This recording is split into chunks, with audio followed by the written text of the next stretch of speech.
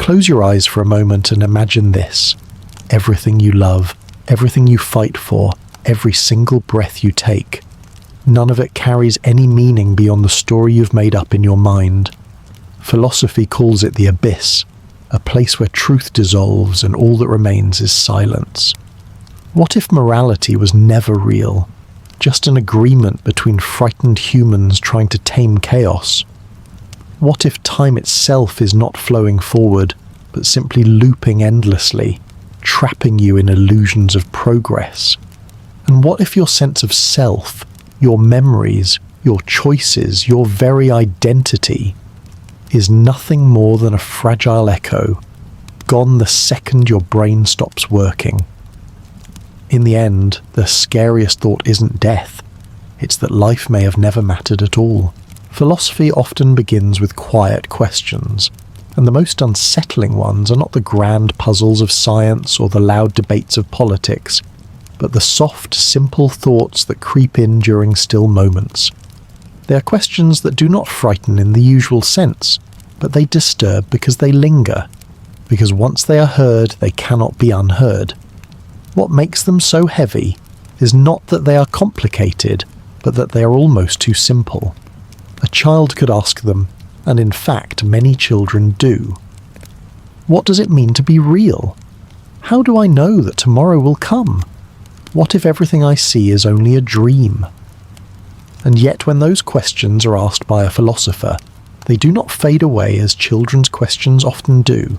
They remain circling in the mind, opening wider and wider until the familiar world no longer feels so firm beneath your feet. You may notice how these thoughts resemble the slow turning of water against stone. No single drop changes the shape of the rock, but the repeated touch, the endless return, reshapes it completely. Disturbing philosophy does this to the mind. It erodes the certainty you thought was permanent, revealing how fragile your sense of reality truly is. People like to believe their identity is solid, that their lives are meaningful, that their choices are their own. But philosophy has always reminded us that each of these comforts can be questioned, and when they are questioned, the silence that follows is louder than any answer. It is not the noise of thought that disturbs, it is the quiet. It is realizing that you cannot be entirely sure of the ground you stand upon. Imagine holding a lantern in a vast cave, its light showing only a few steps ahead, while the walls and ceiling disappear into darkness. You feel safe in the glow, yet you also feel the weight of everything you cannot see, and the longer you stare into the dark, the more you realize how endless it may be. This is what it feels like to sit with unsettling philosophy. The light you carry is small, and the shadows are infinite, and the more you walk forward, the more aware you become of how much is hidden. These thoughts do not demand that you panic, nor do they require that you solve them. They simply invite you to notice the emptiness around the light. And in the noticing, you begin to sense that the world is not as secure as you imagined.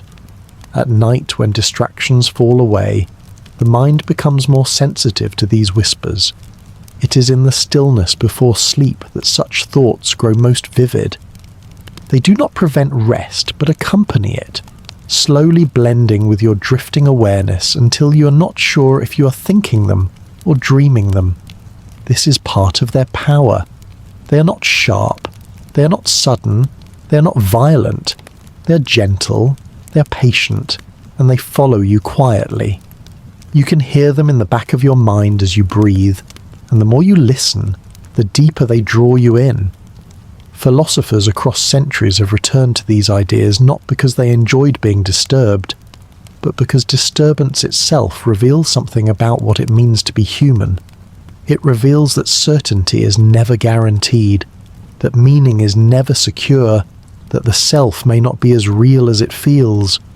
And once you see this, you cannot unsee it. You carry it with you like a shadow that stretches out no matter how the sun moves. But within that shadow there is also calm, because the questions do not demand resolution. They do not rush you, they do not press you, they simply wait. And as you listen now, you may feel yourself carried forward, not to an ending, not to a solution, but to another thought, one that grows naturally out of this quiet unease. A thought that asks what it means if behind everything, beneath all the patterns and appearances, there is not something but nothing. And it is toward this silent possibility that our path now continues. Nothingness, as simple as the word sounds, has always been one of the most disturbing and irresistible ideas in philosophy, for the human mind cannot rest comfortably with it. To imagine nothing is to attempt something almost impossible, because when we try, we always give it a shape, a background, some kind of colour or texture. Darkness is not nothing. Emptiness is not nothing. Even silence is not nothing, for each of these still carries a presence. True nothingness is the absence of all things, the absence of space and time, the absence of even the possibility of thought. And when you try to hold that in your mind, you notice how quickly your imagination resists. It is like trying to stare into a void that immediately fills itself with images, as though your mind cannot allow the gap to remain open. That resistance is part of why the idea is so unsettling. It shows us that existence, which feels so natural and secure, may have no foundation beneath it, and that beneath all our comforts lies a silence we cannot escape. Philosophers across history have circled around this problem in many ways. Some wondered whether the universe itself was born from nothing, not from chaos, not from disorder, but from pure absence. Others wondered whether death was nothingness, not continuation, not afterlife, not even dreamless sleep, but a complete dissolving of everything that could ever be known. Still others suggested that meaning itself rests on nothing, that beneath every explanation, every story, every belief, there may be no deeper ground at all. To live with this thought is to notice how much of human life is built upon the attempt to avoid it. Religions, myths, sciences, and philosophies often give us comfort, but behind them waits the same unanswered silence. And that silence is not dramatic, it is not cruel, it is not violent, it simply is, and it is that simplicity that makes it so difficult to face. Think of the stars scattered across the sky on a clear night. They glow against the background of space, but it is the darkness around them that makes them visible. That darkness is not true nothingness. It is matter, energy, distance. But the feeling it gives us is close to what philosophers mean. Our lives are like the small points of light, burning briefly against a backdrop that may hold no meaning at all. And the more we look at that backdrop, the more accidental our lights begin to feel. This is why Heidegger said that nothing reveals being itself, why Sartre said that nothing lies at the core of our freedom, why Camus said that the silence of nothing creates the absurd. Each thinker in his own way admitted that nothingness is not just absence. It is part of what makes us human, for in its shadow we sense both the fragility and the freedom of existence. And yet the disturbing part remains, because nothingness strips away the illusion of permanence. You look at your surroundings and they seem so certain. Objects, people, memories, plans.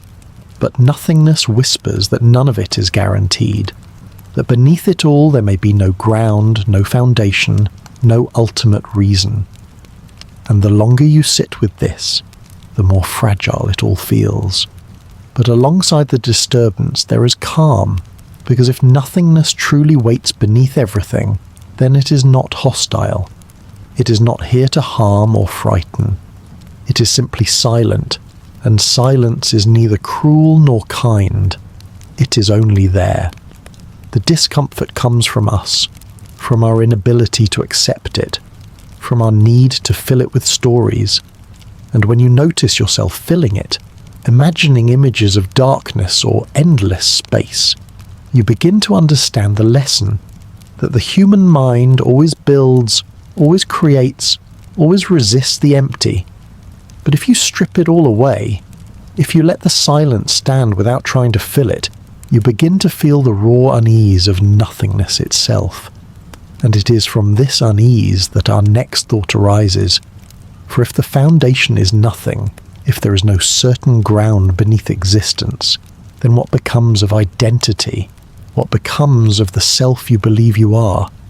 And this is where we turn to the old paradox of the ship of Theseus, where even the question of who you are begins to dissolve.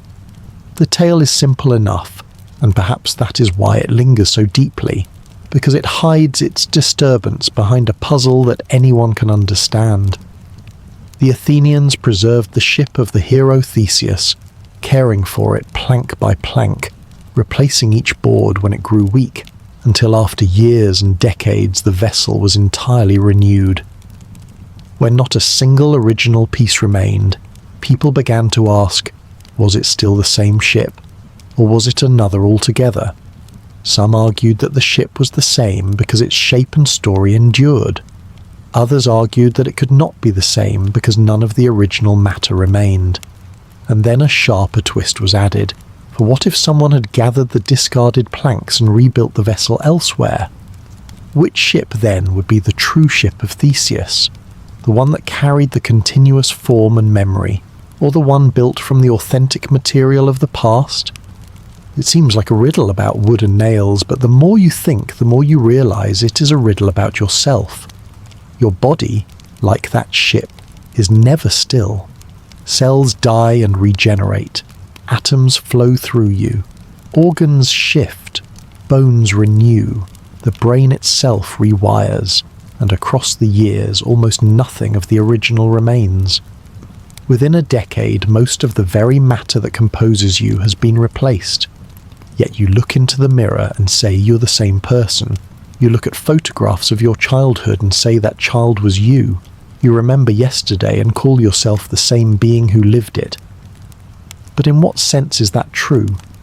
Memory seems like an answer, for it connects the past to the present. But memory is fragile, selective, distorted, and often false. The body seems like an answer, but the body is a process, a river more than a stone, never the same twice.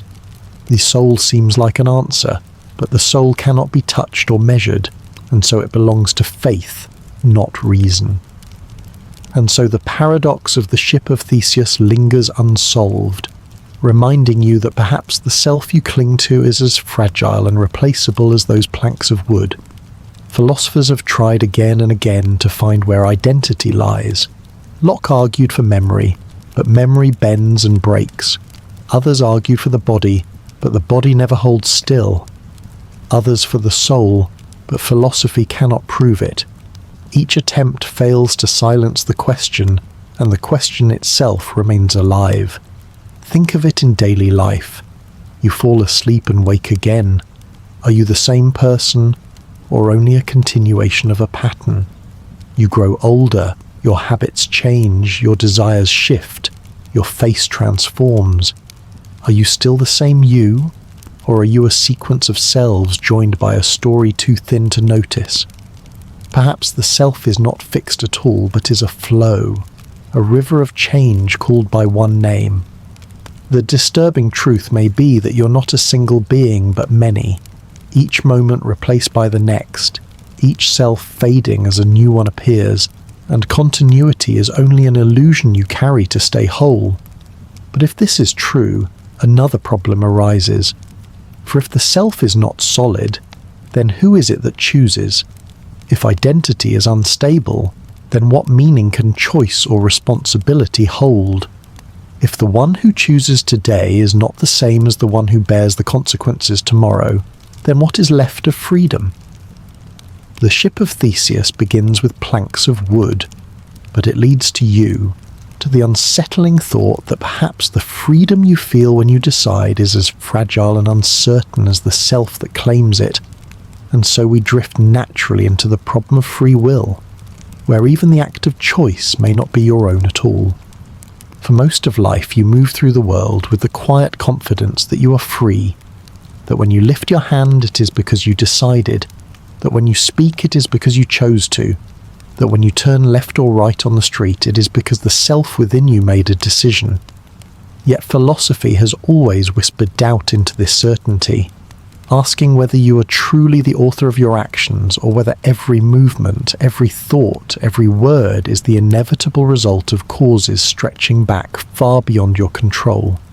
Imagine a line of falling dominoes, each one knocking down the next, each one falling not because it decided to, but because it had to, because the one before left it no choice.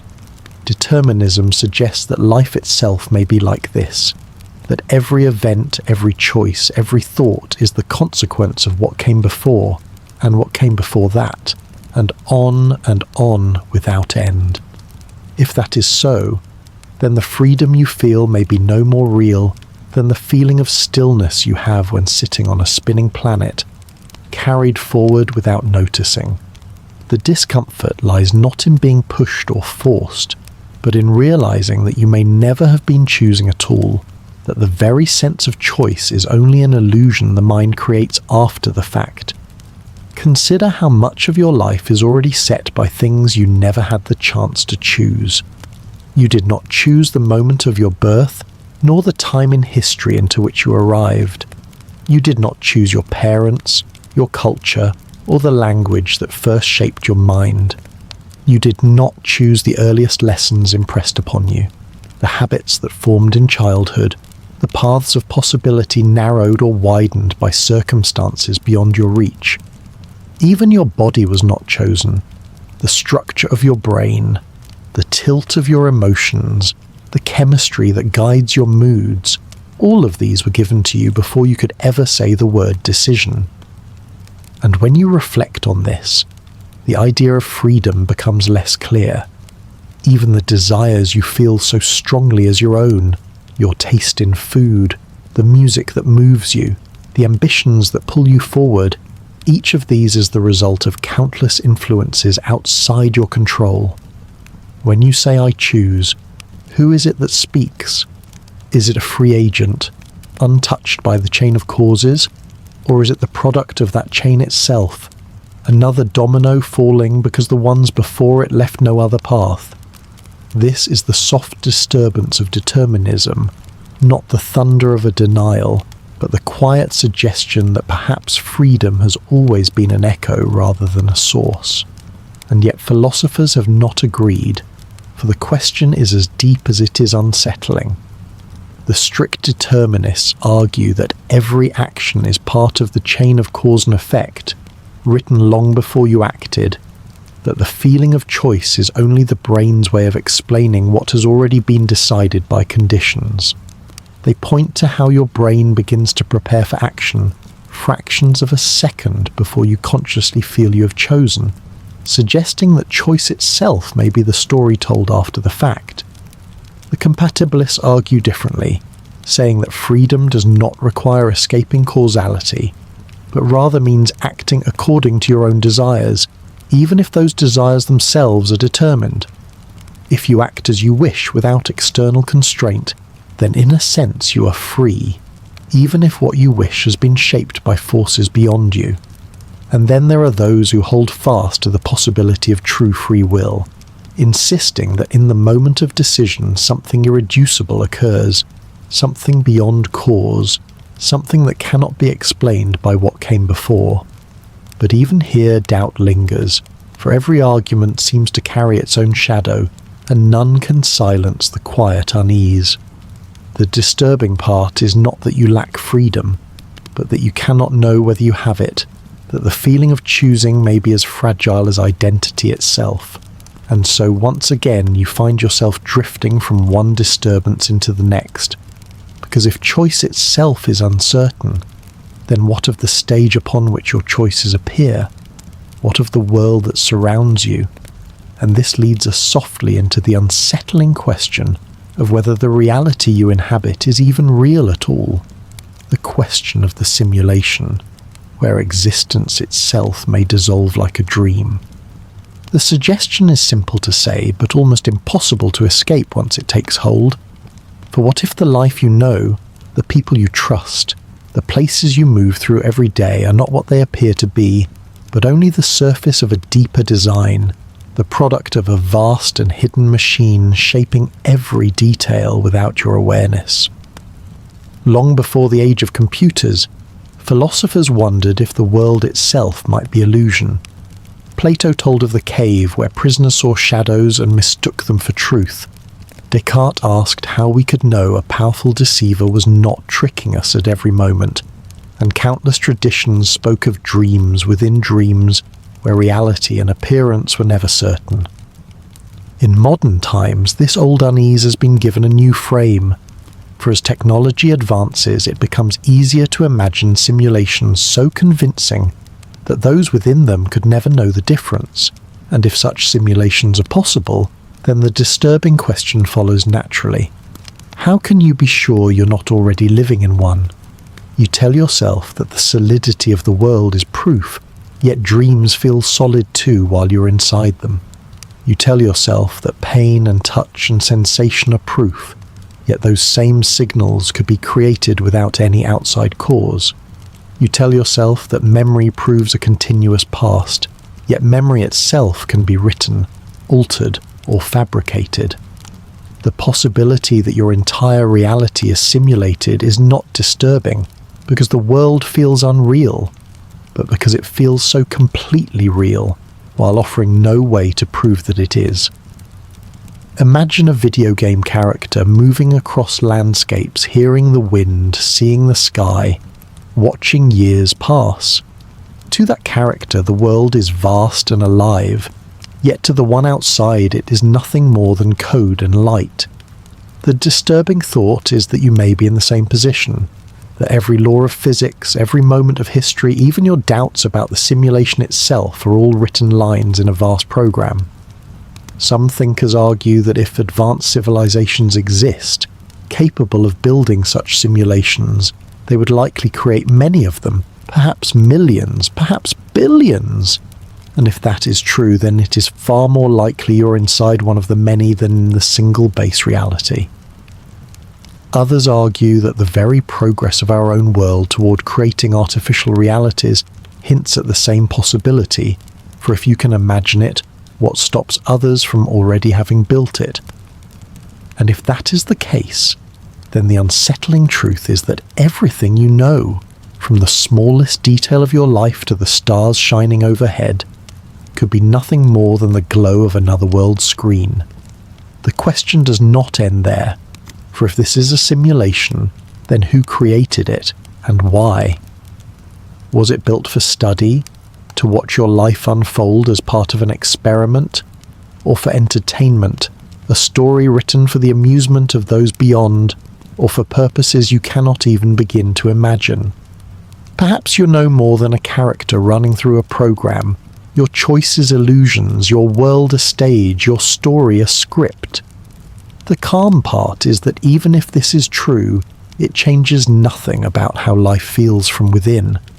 For the sunrise still warms you, the sound of another's voice still moves you, the flow of time still carries you onward. Reality, whether base or simulated, is still your reality, because you cannot step outside it. But the unease grows again when you realize that if the world itself can be doubted, then so too can the people within it. For how can you know that the minds you see around you are truly real, and not simply programmed shapes within your illusion? And this thought, carried gently forward, leads us into the deeper disturbance of solipsism, the possibility that perhaps only your mind exists, and everything else is nothing more than its shadow. Solipsism is not merely a game of words or a clever puzzle, but an idea that sits heavy because it touches everything you take for granted, from the people closest to you to the very shape of the world itself. It suggests that all of it could be nothing more than a projection of your own consciousness, a grand illusion in which every detail exists only because your mind has created it. The unsettling part is not that it feels likely, but that it cannot be disproved, for no matter what you examine, it must still pass through your awareness, and so you can never step outside your own mind to confirm the existence of anything beyond it. Every sound you hear is processed by your brain. Every image you see is constructed within your perception. Every memory you recall is still your own. And so the proof you seek is always already inside you, never independent, never untouchable. In this way, solipsism is like standing before 1,000 mirrors, each one reflecting back a world of depth and distance. But behind them all lies only the glass itself, nothing beyond the endless reflections. Philosophers have long struggled with this unease. Descartes doubted everything until he reached the one certainty, I think therefore I am, but that only proved the existence of the self, not the world, not others, not reality beyond thought. Others tried to argue that the stability of the world proves it is real, that the shared experiences of people confirm their independence. But solipsism whispers that even this stability could be the structure of your imagination, and that every other voice may simply be a line of dialogue written by your own mind. Even the people who try to convince you that solipsism is false may themselves be no more than characters created by you, their arguments existing only because your mind produced them. The eerie part is how familiar this feels when compared to dreams, for in a dream you believe completely in the reality around you. You speak with others, you feel joy, you feel fear, and only when you wake do you realize none of it was real. Solipsism suggests that life itself may be the same, that perhaps you will never wake, that this world is simply a dream you cannot step outside of, and the people you love and the lives they live are simply shapes of your imagination. The loneliness here is deeper than ordinary loneliness, for it suggests that you have always been alone, that no other mind has ever existed, that the comfort you find in friendship, in love, in family, is nothing but your own reflection smiling back at you. Imagine the unsettling thought that even the voices you hear each day are only echoes of yourself, repeating back what you have unknowingly placed in them. And yet, within this disturbing idea, there is also a strange calm. For if only your mind exists, then the entire universe is yours, inseparable from you, carried with you wherever you go. The sun rises because your mind allows it. The stars shine because your awareness holds them.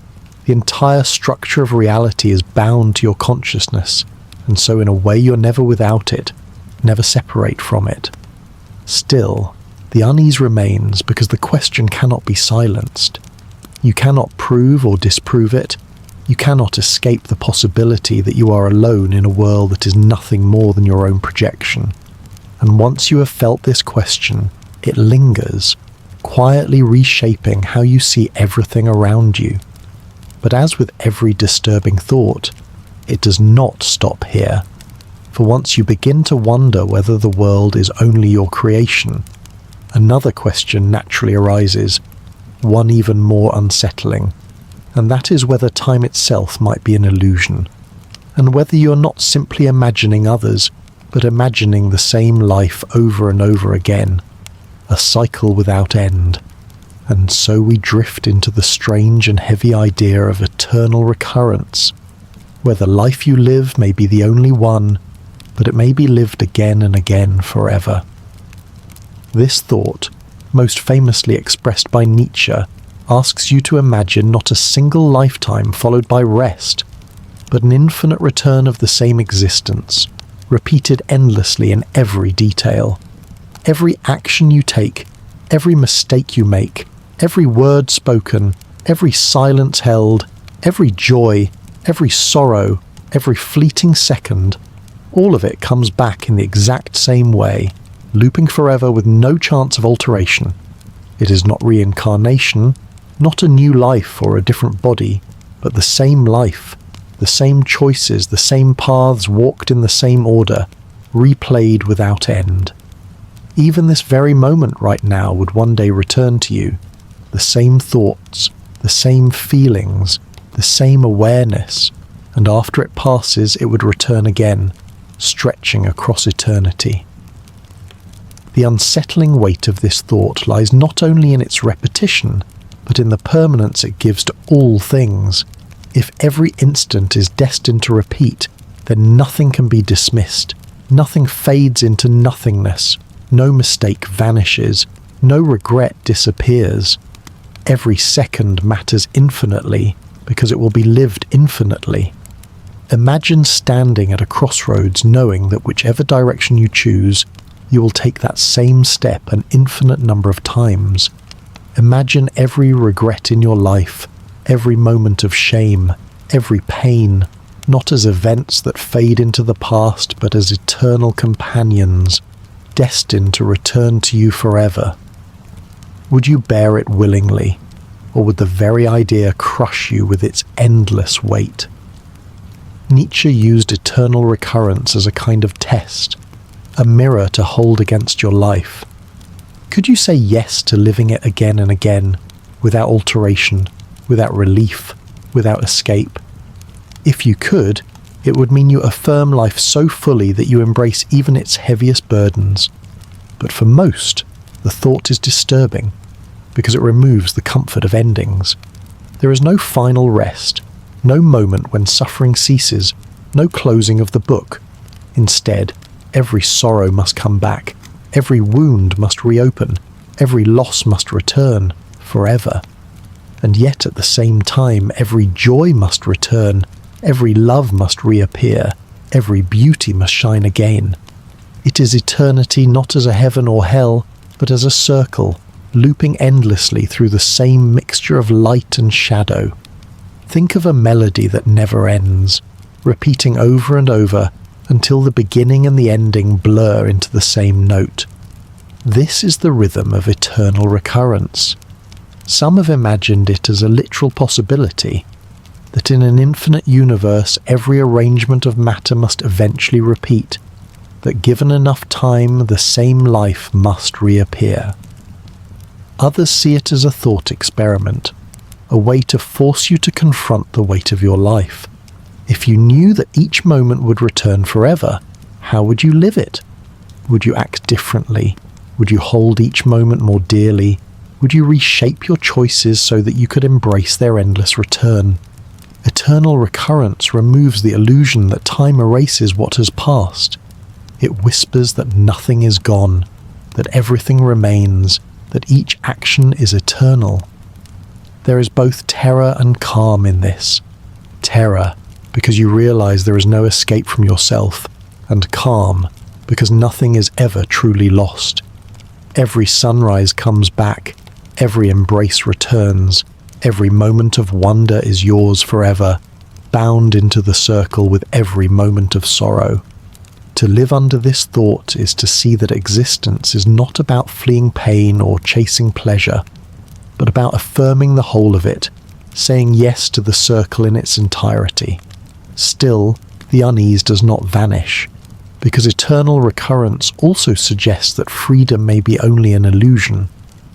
If you are destined to walk the same path forever, then the choices you believe you're making are not new at all, but echoes of decisions you have already made an infinite number of times. The weight of this realization presses silently upon you, making you wonder whether affirmation is even possible in the face of such eternity. And yet the question does not stop here. For once you begin to consider the infinite repetition of life, your attention turns naturally to the one who is repeating it, the self who bears the burden of recurrence, and this leads us toward the deeper question of the mind and the body, and whether the self that endures this cycle is the matter of the body, the thoughts of the mind, or something else beyond them both. This is the mind-body gap, a disturbance that has haunted philosophy for centuries because it unsettles the very core of what it means to be a person. When you look in the mirror, you see a body. When you touch your skin, you feel sensation. When you move your hand, you sense decision. But behind all of this lies the deeper question. Are you the physical body itself, a collection of cells and atoms bound together? Or are you the invisible mind, the flow of thoughts and awareness that seems separate from the material? If you are only body, then consciousness is nothing more than chemistry, a spark of neurons firing, a shadow of matter producing illusions of thought. But if you are only mind, then how does something immaterial control the body? How does thought move matter? How does an invisible awareness produce visible action? The two seem forever bound, yet also forever apart, like two sides of a coin that cannot meet. This is why the problem is disturbing, because it leaves you uncertain about what you truly are. Dualism, the idea that mind and body are separate substances, gives comfort to some because it allows you to imagine survival beyond the decay of the body. If the mind is distinct, perhaps it continues even after the flesh is gone. But dualism also raises the unsettling problem of connection. How does something without weight or form influence the physical world? How does a thought, invisible and untouchable, make your hand lift, your eyes turn, your mouth speak? The answer is never clear, and the gap between mind and matter remains. Materialism, on the other hand, claims that everything about the mind can be explained through the physical body. Consciousness is the brain. Thoughts are neurons. Identity is a network of electrical signals. This view is unsettling in another way, for if the mind is only matter, then free will dissolves, and the self becomes no more than a complicated machine, an advanced pattern of cause and effect without mystery. To live under this thought is to see yourself as an object, a body guided entirely by chemistry, a system with no soul, no essence, no freedom. Both dualism and materialism disturb because each undermines the simple confidence you have in being both body and mind at once. Think of the way you experience your own existence. You feel that you're inside your body, that you inhabit it as though it were a house, looking out from behind your eyes, moving your limbs like tools. But if you are the body, why does it feel like you're inside it, separate from it? And if you're the mind, how do you move the body at all? Even science cannot yet bridge this gap, for no matter how much we learn about the brain, the leap from matter to experience remains mysterious. We can trace the flow of signals through neurons, but we cannot explain why those signals produce the taste of sweetness, the colour of red, the ache of sadness. This unexplainable gap is known as the hard problem of consciousness, and it remains unsolved, leaving us with the quiet discomfort of not knowing what we are. The disturbance of the mind-body gap grows sharper when you realize how much depends on it. If you're only body, then when the body ends, you end too, and the self is nothing more than a temporary arrangement of matter. If you're only mind, then the physical world itself becomes suspect, and perhaps all of life is a dream sustained by awareness. If you are somehow both, then you are trapped in the puzzle of how two different substances can be bound together, forever dependent yet forever separate. No answer gives certainty, and every answer leaves unease. You live every day moving through the world, thinking, feeling, acting, yet the question of who or what is truly doing this remains unsolved. And so the gap between mind and body becomes not only a puzzle for philosophers, but a disturbance that seeps quietly into ordinary life. When you speak, is it your brain producing sound, or your mind expressing itself? When you love, is it chemistry, or something beyond? When you die, does awareness vanish, or does it drift apart from the body like smoke from fire? These questions do not stay in books. They live in every human experience, hidden beneath every thought. And as with the paradoxes before, the mind-body gap does not end neatly, but opens on to more questions. For if the self is uncertain, if we do not know whether we are body or mind, then how can we be sure of continuity at all? And this leads us gently into the unsettling possibility of personal identity, dissolving further in the face of memory itself, where what you remember may not even belong to you. And so we move into the disturbing idea of false memory.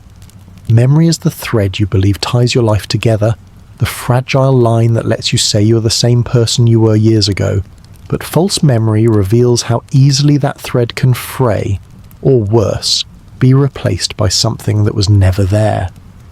A false memory is not simply forgetting a detail or misplacing a date. It is the vivid recollection of something that never happened, a scene your mind has constructed so completely that it feels as real as any truth. You can remember with certainty a conversation that never took place, a room you never stood in, a childhood event that never occurred, and the memory will carry the same weight, the same emotion, the same texture of reality as those you know to be true. The disturbing part is that you rarely notice the difference, and so the very foundation on which you build your identity may rest on illusions. Studies have shown how alarmingly easy it is to implant false memories, how a few gentle suggestions or repeated prompts can cause someone to believe they were lost in a shopping mall as a child when it never happened, or that they met people who never existed. The mind, trying to form coherence, fills in the gaps, weaving imagination into memory until the border between truth and fiction is erased. If memory can be altered so easily, then who are you? If the story you carry of your past may be partly or even largely untrue. Imagine recalling with warmth the affection of a childhood pet, its fur, its sounds, its comfort, only to learn that such an animal never existed in your life. The love you feel is real, the grief you carry is real, but the anchor of those feelings is absent, leaving you to wonder what part of yourself rests upon foundations that were never there. Each time you remember, the memory changes, slightly rewritten, slightly altered, until over years the recollection you're certain of may bear little resemblance to what originally happened. This means that memory is not a recording, but a story retold, and each retelling changes the story. Identity then becomes not the sum of experiences, but the sum of stories told by a mind that cannot help but reshape them. The unsettling truth is that you may be more fiction than fact, your continuity not preserved by a faithful archive, but by a shifting narrative written in fragile ink. If even one memory can be false, how many of your certainties can you trust? How much of your life is real, and how much is imagined? And if memory defines identity, then perhaps your identity is less stable than you ever believed. Not a chain of truth, but a collage of invention. The disturbance does not stop with individuals. If memories can be false for one person, they can be false for many. And history itself may be nothing more than a tapestry of remembered errors. Entire groups can recall events that never happened, can insist upon details that were never real, and in such moments the fragility of memory becomes the fragility of truth itself. And so false memory deepens the unease already opened by the ship of Theseus and the mind-body gap. For if the body is unstable, if the mind is unstable, and if memory too is unstable, then what is left to hold identity together?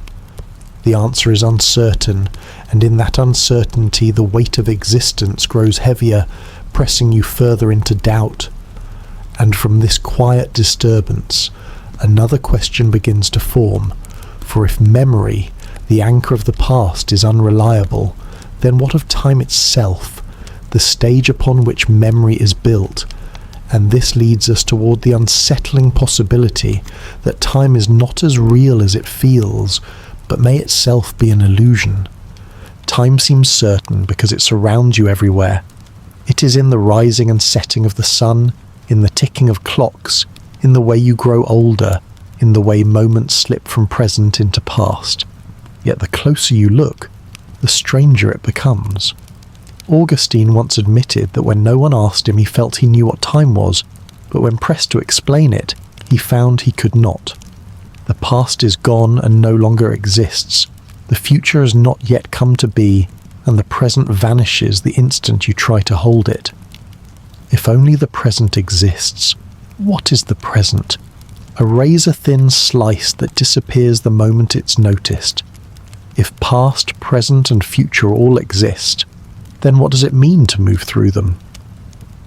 The disturbing possibility is that time may not be a flowing river as you imagine, but an illusion, a construction of your mind to give order to change. The mind records memories and projects expectations, and from this it builds a sense of sequence, but that sequence may not exist beyond perception. Physics deepens the unease. Relativity shows that time is not universal, not absolute, but relative to speed and gravity. Two clocks can tick at different rates depending on how they move, and for different observers the order of events can differ. There is no single now that the whole universe shares. Einstein himself wrote that the distinction between past, present, and future is only a stubbornly persistent illusion. This suggests that all moments, what you call past, what you call present, what you call future, may already exist together in a single structure of space-time. You feel yourself moving forward, but perhaps you're not moving at all. Perhaps all of time is already there, and consciousness is simply passing from slice to slice, like a beam of light moving across a fixed painting. If this is true, then the flow of time is not reality, but perspective. You believe you are progressing, but in truth, you may only be perceiving what is already written. This thought unsettles because it unravels the way you live. You trust that the past is fixed, the present is real, and the future is open. Yet if all of time exists equally, then the future is already fixed, the past is still present, and the sense of becoming is an illusion. Imagine a book where every page already exists. When you read it, the story seems to unfold, characters appear to make choices, tension builds and resolves. But in truth, the ending was always there, the path was always there, nothing ever changed. Time may be like this book, already complete, while you are the reader moving page by page, mistaking the turning for the unfolding of reality. Under this vision, change itself is illusion.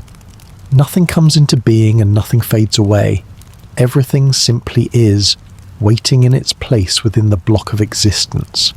And yet, even with this possibility, you cannot escape the feeling of time. You age, your body weakens, memory slips, days pass. You live as though moments vanish, never to return, and that sense of vanishing gives urgency and weight to your choices. To be told this may be false leaves you standing in unease, because if time is illusion, then urgency is illusion too, and the freedom you think you have in an open future may not be freedom at all, but the turning of pages already printed. The disturbing part is that you cannot prove otherwise. Every attempt to grasp time, to hold it, slips away. You can measure it with clocks, but clocks only measure motion, and motion itself may not prove that time flows. You can recall the past, but memory is fragile and easily deceived. You can anticipate the future, but anticipation does not create openness. It only projects what is already waiting. Time resists every effort to pin it down, and the more closely you examine it, the less certain it becomes. Philosophers have wrestled with this for centuries. Some believed that only the present exists, that the past is nothing and the future is nothing, that only now is real. Others believed in eternalism, the idea that all times exist equally, that nothing is lost and nothing is unborn, only unseen. Still others suggested that time itself may not exist at all, that it is only the order we impose upon change. None of these positions resolves the unease. If only the present exists, then what is the present and why does it vanish as soon as you notice it? If all times exist, then freedom and change collapse into illusion. If time does not exist at all, then life itself becomes strange, a theatre without a stage, a play without sequence. The illusion of time is disturbing not because it changes how you live moment to moment, but because it undermines the foundation upon which living rests.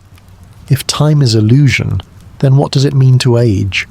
What does it mean to hope, to regret, to wait? What does it mean to die? Perhaps you never move forward at all. Perhaps you are already every version of yourself, each one waiting in its place, each one as real as the others. Perhaps your birth and your death are equally real now, simply unseen from where you stand. This thought strips away the comfort of progress, of movement, of change, leaving you in a stillness disguised as motion.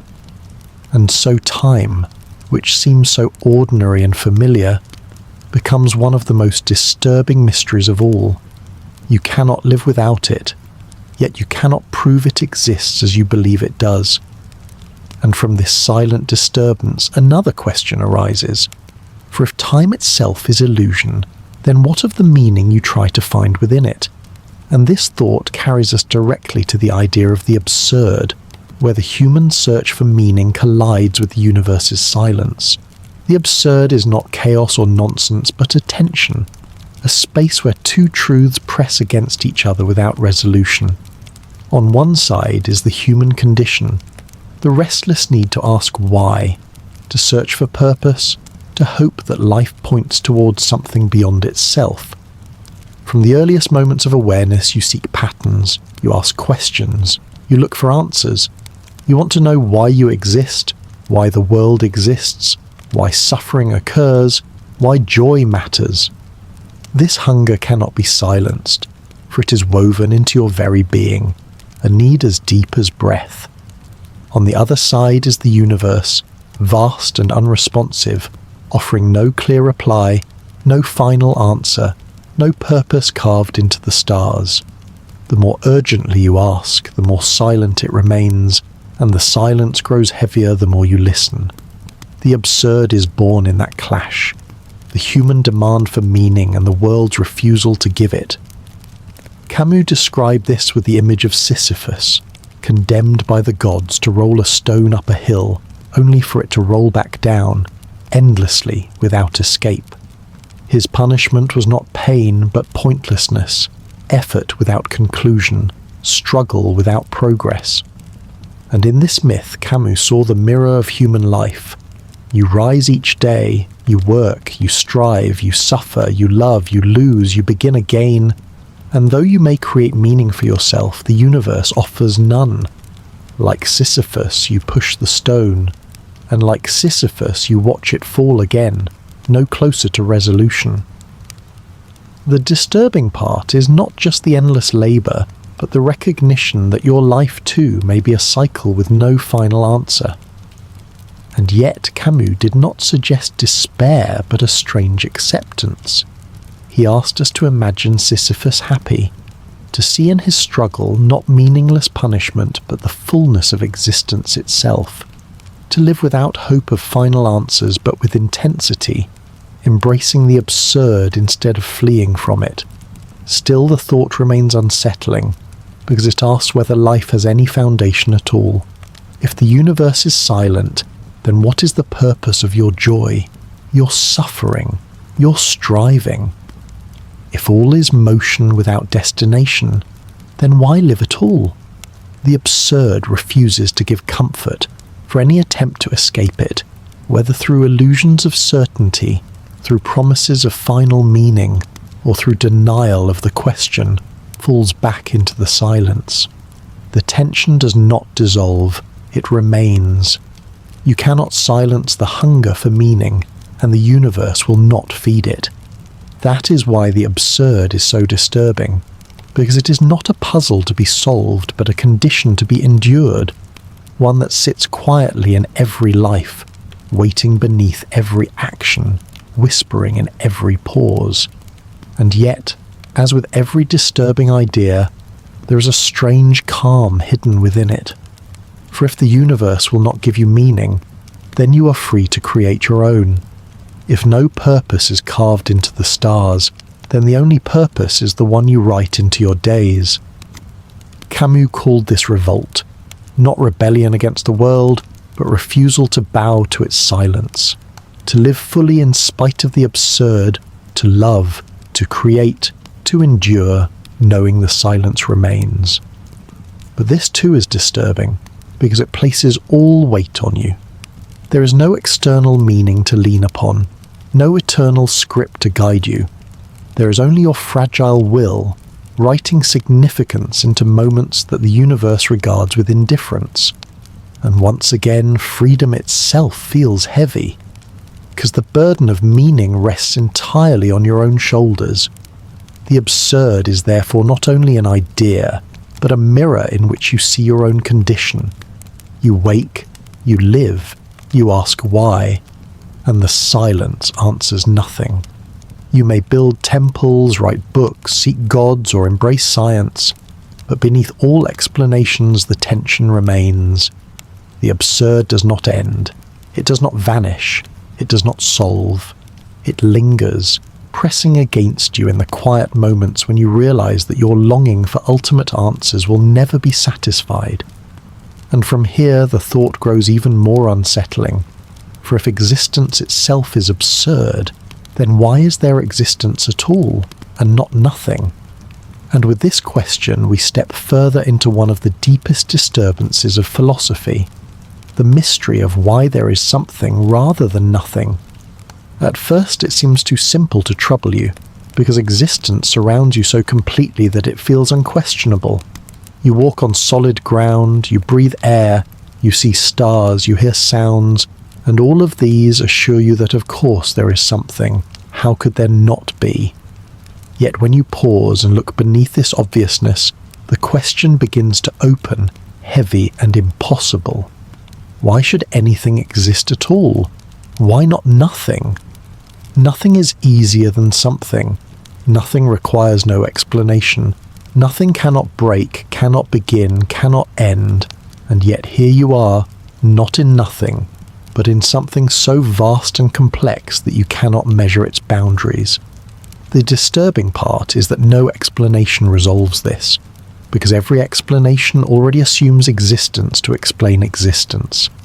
If you say the universe was created by a cause, then why was there that cause rather than nothing?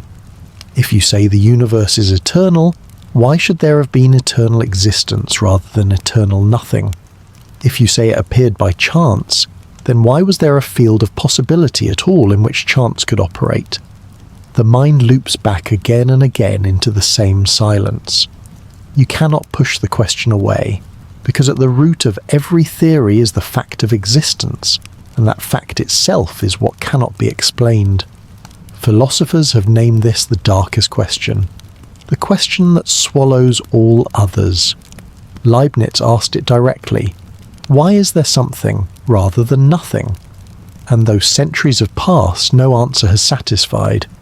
Some argue that nothing is impossible, that there must always have been something, because from nothing, nothing comes. But why should that be the case? Why should something exist eternally instead of eternal nothing? Others claim that nothing gave rise to something, but when they say nothing, they mean not true nothing, but a quantum vacuum, a field of energy, laws of physics, which are not nothing at all but another kind of something dressed in emptiness. Still others say that the universe is brute, that it exists without reason, that there is no answer and no need for one. But even this is disturbing, for it leaves existence as a miracle without explanation, a fact that simply is, and always will be. The unease grows sharper when you realize that you cannot even truly picture nothing. When you close your eyes and try, you imagine darkness. But darkness is still something. It has color and texture. You imagine emptiness, but emptiness still has space. You imagine silence, but silence is still a condition, still a state. True nothing is the absence of all of these, the absence of absence itself. No space, no time, no laws, no potential, no possibility. Nothing cannot be seen, cannot be thought, because the act of imagining it already makes it something. And yet, despite this, reality exists, layered and immense, matter and energy, galaxies and minds, thoughts about nothing itself. The paradox presses harder. Nothing should be natural. Nothing should be the simplest and easiest state. And yet instead there is something. There is everything. This question unsettles because it offers no way forward. If you seek an answer in science, you find theories that begin with something already there, fields and laws and probabilities. If you seek an answer in philosophy, you find arguments that circle without end. If you seek an answer in religion, you're told that a creator exists, but then you must ask why that creator exists instead of nothing. Every road turns back into the same silence, the silence of existence itself. You cannot reach beyond it because reaching requires existence. Thinking requires existence. Questioning requires existence. Even to ask the question presumes something, and yet the question remains. And so the mystery deepens into unease. Why is there something rather than nothing? Perhaps there is no reason. Perhaps existence is brute and without cause. Or perhaps the answer is beyond human thought entirely, hidden because thought itself depends on existence and can never look beyond it.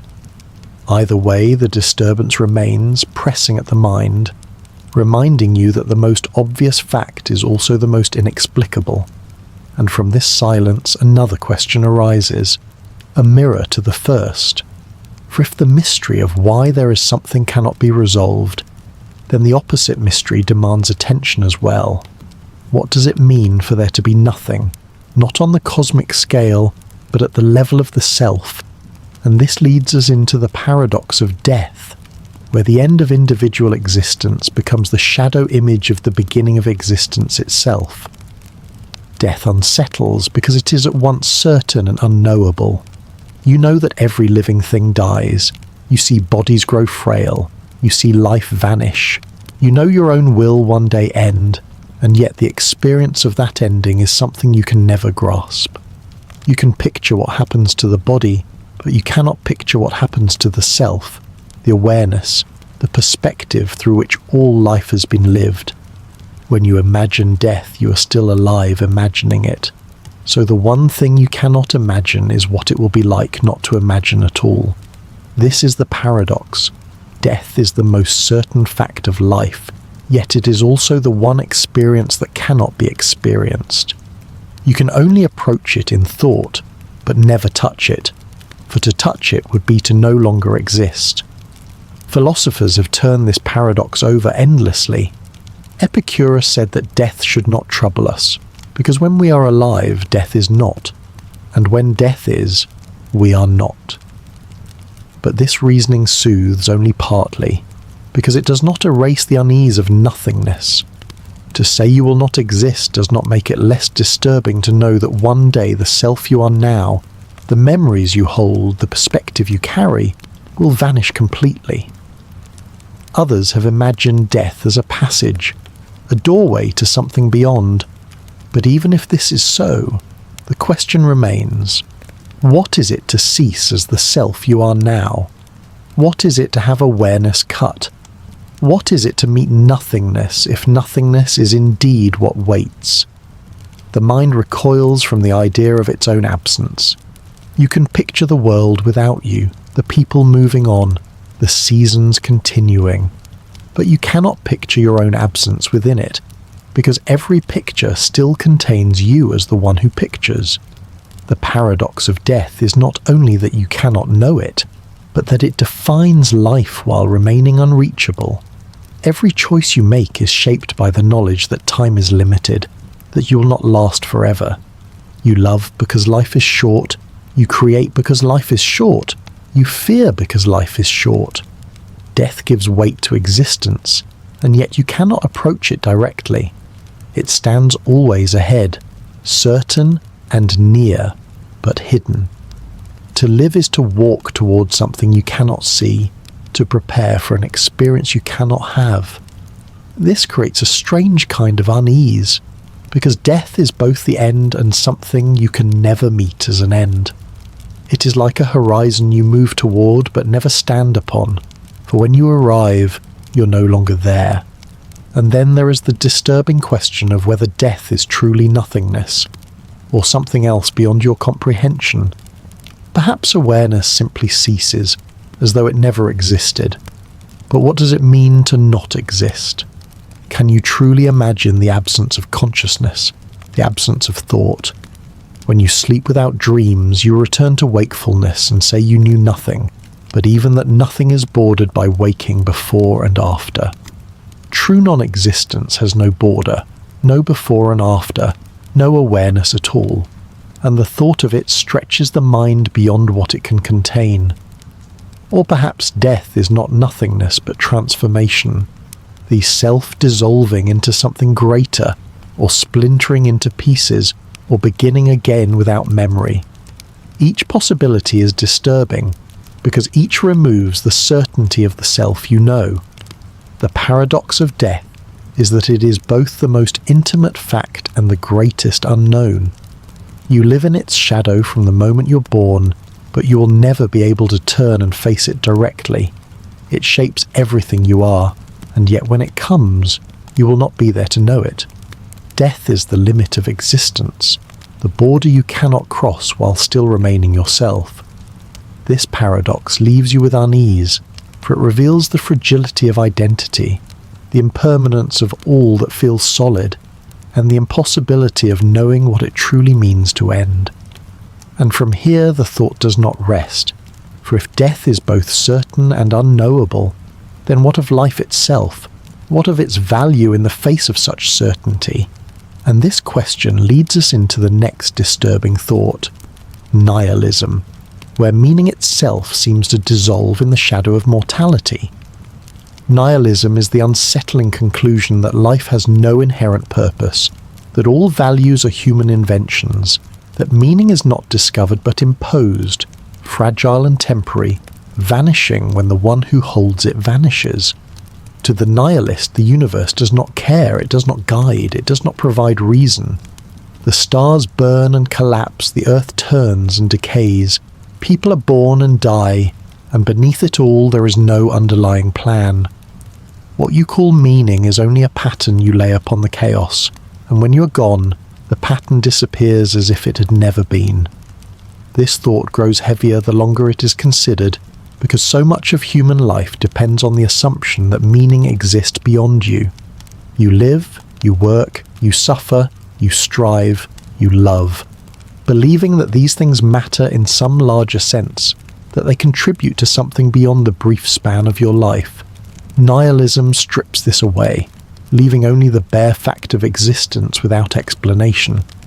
The disturbing part is that nihilism seems to follow naturally from death, because if you will cease entirely, if all awareness will end, then what ultimate meaning can your efforts hold? What is the purpose of striving if all achievements vanish? Of love if all bonds dissolve? Of creation if all works decay?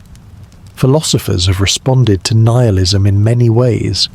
Some deny it, insisting that meaning is real, that it is found in God, or in reason, or in universal values. Others accept it but try to transform it, arguing that if meaning is not given, then you are free to create your own. Nietzsche saw nihilism as a danger but also as an opening, a chance to move beyond old illusions and affirm life even without purpose. Yet the unease remains, because creating meaning yourself does not erase the silence of the universe. You may write your values, but the stars will not read them. You may build your purposes, but time will erase them.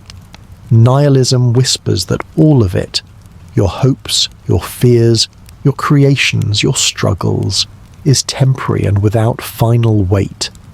Even if you build monuments, even if you leave legacies, the earth will eventually cool, the sun will die, the universe will collapse or fade, and all memory will vanish. Against this backdrop, what meaning can remain? This is why nihilism disturbs so deeply, because it does not deny your experience, it does not deny your feelings, it does not deny your striving, it simply points out that none of it has eternal foundation. Everything you love, everything you value, everything you fight for will end. Some find liberation in this, saying that if nothing matters ultimately, then you are free to live as you wish, to create beauty without pressure, to love without fear of cosmic judgment. But others find only despair, for without ultimate purpose, the weight of existence feels hollow. The paradox is that both responses are true. Nihilism is both a void and a freedom, both a loss and a release. The disturbing thought of nihilism stretches beyond the individual. If no meaning is written into the universe, then even humanity as a whole is without purpose. Civilizations rise and fall, cultures create values and destroy them, but beneath it all there is no ground. History becomes a cycle of illusions built and shattered. The very concept of progress dissolves, for progress implies a direction, and without meaning there is no direction, only motion. The world becomes not a story, but a series of events without end, no more purposeful than waves breaking on a shore. And yet, as with all the deepest disturbances, there is a quiet calm within nihilism. For if there is no given meaning, then nothing can take meaning from you either. You are free to shape it, even knowing it will vanish.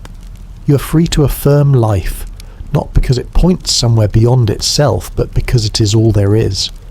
You can find beauty in its impermanence, value in its fragility, depth in its passing.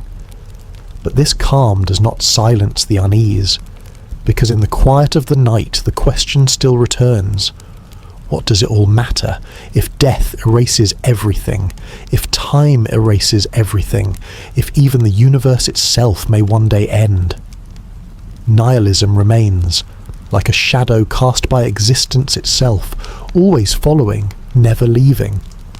And from this shadow we're led to yet another disturbing thought. For if life has no meaning, then what does that say about the self that seeks it?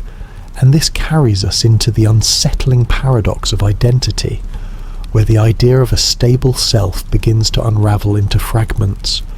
At first it feels simple to say who you are. You carry a name, you have memories, you recognize your face in the mirror, and so you believe you are one continuous person, moving steadily through time. But when you look closely, the certainty dissolves. The body that you think is you is not the same body you had years ago. Every cell has changed, replaced, renewed. Even your brain, the seat of thought, has reshaped itself countless times. The ship of Theseus returns here in human form. If every piece of you has been replaced, are you still the same self? If so, what holds you together? If not, then who are you now? And what happened to the one you once were? The paradox of identity unsettles because it makes you question whether there is truly a self at all, or only a chain of moments linked by fragile memory and illusion. Memory seems to be the thread of identity, yet as we have seen, memory can be false, it can be rewritten, it can fade. If the memories you carry are altered, are you still the same person? Imagine forgetting all your past. Would you still be you, or would you become someone else entirely? If you wake tomorrow with none of your memories but the same body, are you yourself? Or if your memories are transferred into another body, is that you, or is that only a copy? The disturbing part is that no answer satisfies, because the self you cling to is not fixed, but shifting, changing, dissolving. Every day you wake up slightly different, with new thoughts, new cells, new patterns in your brain, and yet you insist on calling this shifting current the same self. Perhaps identity is not a solid object, but a story, a narrative told and retold each day. But stories can change, and when the story changes, does the self change too? Philosophers have wrestled with this paradox for centuries. Locke argued that identity was memory, that you are the same self because you remember being that self. But what happens when memory fails, or when it deceives? Hume went further, claiming that when he looked for the self, he found only a bundle of perceptions, thoughts and sensations with no core behind them. no stable essence at all. Modern science echoes this, showing that the brain is a collection of processes, patterns of activity with no central place where the self resides. The self may be nothing more than an illusion, a useful fiction that binds experience together so that life feels continuous. This is disturbing because it strips away the comfort of solidity.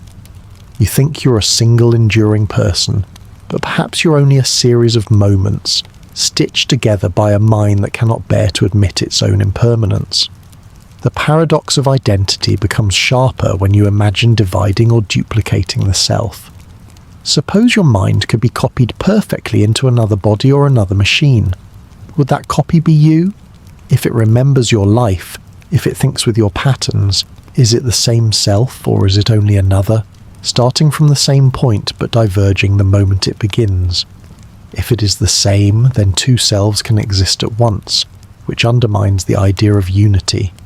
If it is not the same, then continuity of memory is not enough to preserve identity. Either way, the stability of the self dissolves. Even without thought experiments, life itself shows the same fragility. You're not the same person you were as a child, not the same as you were years ago, not the same as you will be in the future. You have changed so completely that the self of yesterday is almost a stranger, and yet you call them all you, as though a thread runs through them. But where is this thread, and what is it made of? The disturbing weight of this thought is that if the self is unstable, then what is it that lives? What is it that dies? What is it that seeks meaning or fears nihilism? Perhaps there is no true self at all, only the illusion of one, a shadow cast by memory and perception.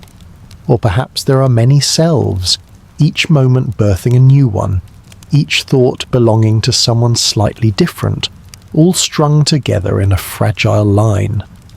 The paradox of identity is not merely philosophical, it is personal, for it calls into question who you are right now, in this very moment, and whether that self will survive into the next. You may wake tomorrow and feel continuous, but perhaps the self that listens now will have ended, replaced by another who only remembers listening. Identity becomes not a fact but a comfort, a story that hides the truth of endless change. And so the idea of the self, which feels most solid, becomes another disturbing uncertainty, dissolving into fragments and shadows. If you're not truly oneself, then who is it that loves? Who is it that suffers? Who is it that seeks meaning in the silence of the universe? This question does not resolve but only deepens, and from it another unsettling thought emerges, for if identity is unstable and the self is uncertain, then what of freedom? What of choice? What of the will you believe guides you? And so we are carried into the paradox of determinism, where the path of your life may have been set long before you took your first step. Determinism is the claim that everything that happens, from the turning of galaxies to the movement of your hand, is the necessary result of prior causes, each effect linked to a chain of conditions stretching back endlessly. If this is true, then every choice you believe you make was determined long before you made it, shaped by genetics, by upbringing, by environment, by countless events beyond your control. When you decide to raise your arm, it feels like freedom, but determinism whispers that your arm lifted because of neural activity, and that neural activity was caused by prior states of your brain, which were themselves caused by prior events, stretching back in an unbroken chain to the beginning of time. Under this thought, free will dissolves into the illusion of choice, and the self becomes not a free agent, but a mechanism carried forward by forces it cannot resist. The unsettling part is that this vision is both compelling and inescapable. Physics shows us a universe ruled by laws, where every particle moves according to necessity. Biology shows us organisms shaped by genes and environment, behaviors determined by chemistry and evolution. Psychology shows us patterns of thought and decision-making, influenced by subconscious processes long before we're aware of them. Each perspective strips away a piece of freedom until what you call choice begins to look like the unfolding of inevitability. You may feel as though you could have chosen otherwise, but determinism insists that at the exact moment of decision, with the exact conditions in place, no other choice was possible. You did not choose freely. You only revealed what was already determined. This thought unsettles because it undermines responsibility, morality, even meaning. If all is determined, then can anyone truly be blamed for their actions? Can anyone be praised? Are love, generosity, cruelty, and violence not all the results of causes stretching back beyond the individual? And if so, what does it mean to live as though you are responsible, to hold others accountable, to imagine yourself shaping your own path? The paradox deepens when you realize that even the thought of rejecting determinism may itself be determined, another effect in a chain you cannot break. The more you reflect, the tighter the circle closes, until freedom feels like nothing more than the shadow cast by ignorance of causes. Some philosophers try to soften the unease with compatibilism, the claim that free will and determinism can coexist. They argue that freedom does not mean independence from cause, but acting according to one's own desires, even if those desires are caused. Yet this comfort feels thin, for if your desires themselves are determined, is this freedom at all, or simply the illusion of autonomy? Others embrace the idea fully, saying that the self is nothing but a link in the chain, that the universe unfolds as it must, and that freedom is a dream. But even this acceptance carries unease, because it strips life of its felt texture, turning love and choice into mechanisms, turning struggle and achievement into inevitability. Determinism is disturbing because it strikes at the very core of what it feels like to be alive. To live is to feel free, to imagine paths open before you, to believe you could take one road or another. Without this sense of freedom, life feels hollow, and yet determinism insists that this feeling itself is part of the illusion, another determined state of mind. You're a traveller on a path that could never have been different, walking forward as though you chose it, when in truth you could not have done otherwise. Even rebellion is determined, even defiance is part of the script. And so determinism leaves you in unease. Perhaps it is true, perhaps every step you take was written from the beginning of time, and freedom is only the name you give to ignorance of the script. Or perhaps it is false, and there is some deeper freedom you cannot yet explain. Either way, the paradox remains. You must live as though you are free, making choices, taking responsibility, but you cannot escape the possibility that freedom is an illusion, that you're only the unfolding of necessity. And from this thought, another disturbance naturally arises, for if freedom is uncertain, then what of reality itself? What of the possibility that what you take as solid truth is only appearance? And this leads us gently into the paradox of perception, where the world you see may not be the world as it is. Perception feels trustworthy because it is immediate. You open your eyes and see colour, you open your ears and hear sound, you touch and feel texture, and all of this convinces you that you have direct access to reality. Yet when you look closer, perception is not the world itself, but only a translation, a rendering produced by the mind. Colour is not painted onto objects. It is the way your brain interprets wavelengths of light. Sound is not truly out there in the air, but is vibration converted into sensation. Taste, smell, touch, all are not the world, but your nervous system's version of it. What you know is not the thing itself, but the mind's interpretation. This is disturbing because it means that everything you trust about reality is mediated, filtered, altered before it reaches you. You never meet the world directly. You only ever meet your mind's version of it. Philosophers have long wrestled with this gap between appearance and reality. Plato imagined us as prisoners in a cave, watching shadows on the wall and mistaking them for the truth. Kant argued that we can never know the thing in itself, only the phenomenon as it appears to us through the structures of our mind. Modern science agrees in unsettling ways. What you see is not the world, but a construction created by your brain, shaped by evolution not for truth, but for survival. You perceive not reality, but what helps you act within it. This means the very ground of existence may be forever hidden. The disturbing part is that you cannot step outside of perception to compare it to the real.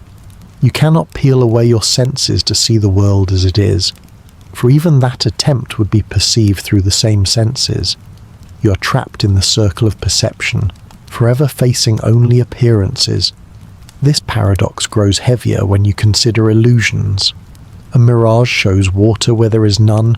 A stick half submerged in water looks bent though it is straight. Two lines appear different lengths though they are equal. These small failures reveal that perception can deceive, and if it can fail in small things, how can you be sure it does not fail in larger ones? Perhaps the world you see is not the world at all but a useful fiction. Imagine that what you call solid matter is only signals processed into images, that the colours you cherish are not in objects but in you, that the sounds you hear exist only within your awareness. The disturbing truth is that you have no way to test whether perception matches reality, because perception is your only tool. Even more unsettling is the possibility that perception does not merely distort but creates the world you know. Some philosophers suggest that reality as you experience it is constructed entirely by the mind, that there may be no independent world as you think of it, only a constant projection shaped by consciousness. Others suggest that even if there is an external world, it may be radically different from the one you perceive. What you call reality may be nothing like reality itself, and you would never know. You live in a representation, not in the thing represented. The paradox of perception undermines the very certainty you rely on. If you cannot trust your senses, then what can you trust? If you cannot reach the world as it is, then how can you claim to know anything at all? This thought leads towards skepticism, the unsettling position that nothing can be known with certainty, that all you have are appearances, shadows, impressions. To live with this is to live without foundation, to walk through a world that may not be what it seems, to trust senses that have already deceived you. And yet, as with every disturbing idea, there is a strange calm in this as well. For if reality is unknowable, then you are free to live within appearance as though it were enough. You need not solve the gap to experience life. You can still love, still act, still find beauty in the colours and sounds that may be only within you. The paradox of perception disturbs because it shakes certainty, but it also invites humility, a quiet acceptance that the truth may be forever beyond reach. Still, the unease remains, because if perception is unreliable, then even your grasp of reality is fragile. And from this fragility arises another question. For if you cannot be certain of the world you see, how can you be certain of the world you believe you remember? And this thought carries us into the paradox of memory once again, but now in its sharpest form, where the past itself may not be what you think it was. Memory feels like a faithful archive, a storehouse of your life that you can return to at will, a record of moments that proves continuity, that reassures you of who you are. Yet memory is not a recording, but a reconstruction, fragile, shifting, prone to error each time it is recalled. What you remember is not the original moment, but the last version your mind rebuilt, and with each rebuilding details are altered, impressions change, pieces are lost, and sometimes entire events are invented. The disturbing truth is that memory is not the guardian of identity, but one of its greatest illusions. If the past you recall is only a story reshaped again and again, then who are you but a character in a tale written by the mind itself? paradox of memory is that it defines identity, while simultaneously undermining it. You are who you are because you remember being that person, yet the very memories you rely on are unstable, untrustworthy, perhaps false. Philosophers and psychologists have both revealed the depth of this instability. Locke argued that personal identity rests on memory, but if memory is the foundation, then the foundation is built on shifting sand. Hume, finding no stable self, called memory only a bundle of perceptions tied loosely together. Modern experiments show how alarmingly easy it is to implant false memories, to convince people that they experience things that never happened, to alter details until they are believed with absolute certainty. If memory can be manipulated so easily, then the self that rests on memory is fragile, vulnerable, unreliable. Imagine being convinced you once stood in a place you never visited, loved a person you never met, suffered a loss that never occurred. The emotions would feel real, the story would feel yours, but the anchor would be fiction. If even one memory can be false without you realizing it, how many more could be illusions hidden within the story you call your life? The paradox grows deeper when you realize that memory is not only vulnerable to error, but dependent on forgetting. Most of your life is gone from recall, dissolved into absence. You remember fragments, scattered moments, but most of the days, the hours, the seconds of your existence are lost. If memory defines you, then most of you has already disappeared. The disturbing part is that you continue to feel like a stable self, even as most of your past is erased, which suggests that identity is not continuity at all, but an illusion stitched together by a handful of fragments. You may look back and feel you have lived a long, continuous story, but in truth, that story is made from a few scattered images, retold so often that they form a narrative, while the vastness of your life is gone. Even worse is the possibility that what you remember with certainty may be entirely wrong. Eyewitnesses recall crimes that never happened. Families argue over events that none can agree on. Entire groups share collective false memories. If memory can deceive collectively as well as individually, then even history may be unreliable, shaped not by truth, but by the fragile stories of those who remember. And if the past itself cannot be trusted, then what is left of identity, what is left of continuity, what is left of the comfort that you are the same person who began this life? The paradox of memory whispers that perhaps you're not the same at all, that perhaps the self you believe in is nothing more than a fragile fiction, recreated each day anew. The unease deepens when you imagine memory dissolving entirely. Suppose all of your memories vanished in an instant. Would you still be you? A body without memory, a mind without past? Would it be the same self, or a new one born in that moment? If you are your memories, then losing them is losing yourself. But if you are something more, then what is that something? The paradox remains unresolved, pulling apart the threads of identity until they fray into nothing. And from this unravelling arises yet another disturbing thought. For if memory is unstable and the past cannot be trusted, then perhaps even the very ground of truth is uncertain, and this carries us toward the paradox of truth itself, where the concept you rely on to make sense of the world begins to collapse under its own weight.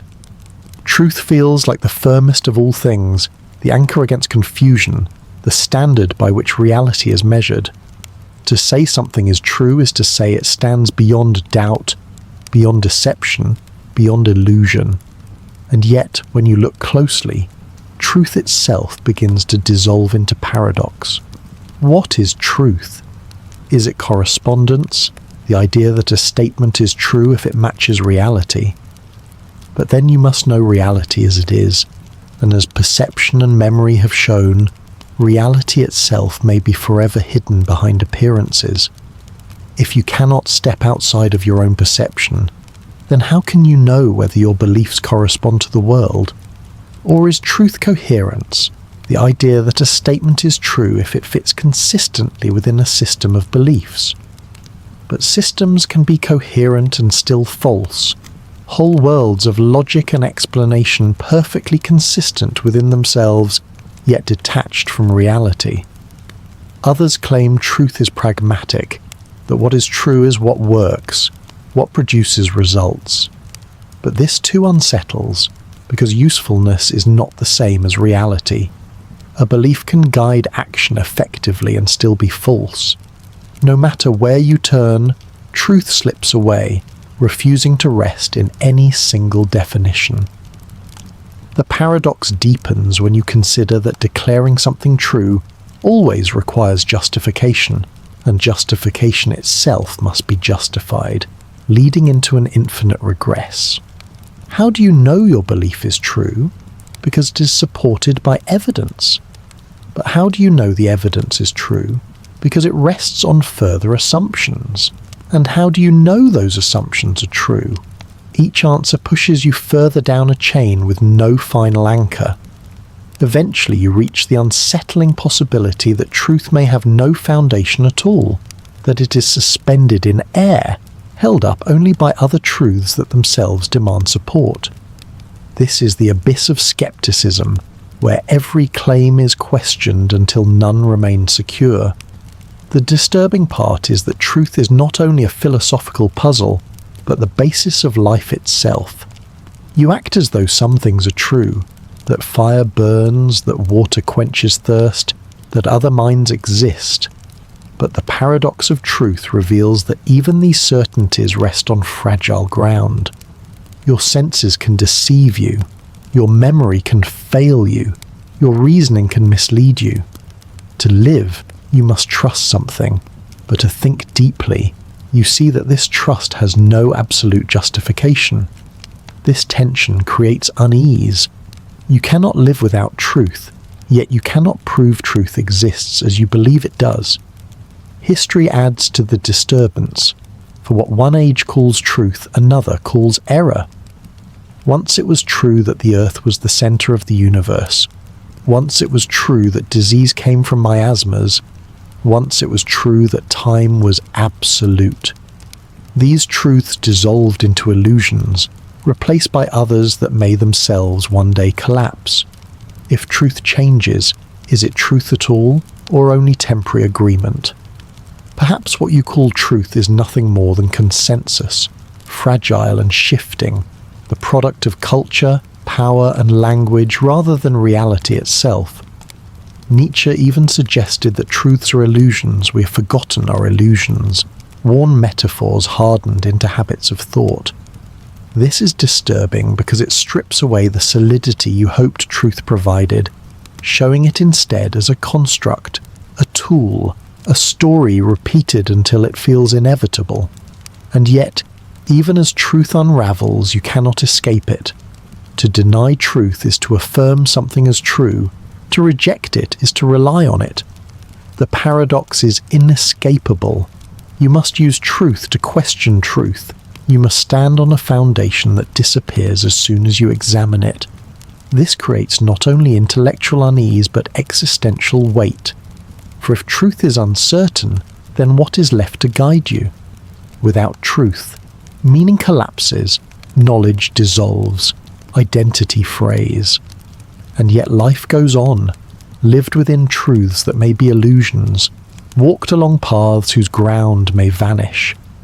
The paradox of truth leaves you in a strange position, needing what you cannot secure, believing what you cannot prove, seeking certainty in a world that offers only shifting appearances. And from here the thought grows darker still, for if even truth cannot be trusted, then what of reality itself? What of the possibility that existence is only a dream without a dreamer? And this leads us to the final disturbance, the paradox of reality, where the question of what is real may have no answer at all. Reality feels undeniable because you live within it. You wake each day and see the world, you touch it, you move through it, and all of this convinces you that it must be real. Yet philosophy has long whispered doubts. If perception is unreliable, if memory is unstable, if truth itself collapses, then what grounds remain for reality? Descartes once asked how he could be sure he was not dreaming, and he found no certain way to prove it. For every dream feels real until you awaken, and how could you ever know whether you had truly awakened or only entered another dream? The disturbing part is that you cannot escape this question. Every proof of reality still relies on perception, on memory, on truth, each of which may fail.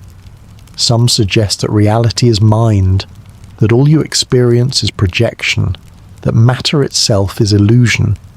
Others suggest that reality is matter, that mind is only a shadow of physical processes. But each view leaves questions unresolved, and each collapses when pressed to its foundation. The paradox of reality is that it seems both certain and uncertain at once, undeniable in experience yet unreachable in explanation.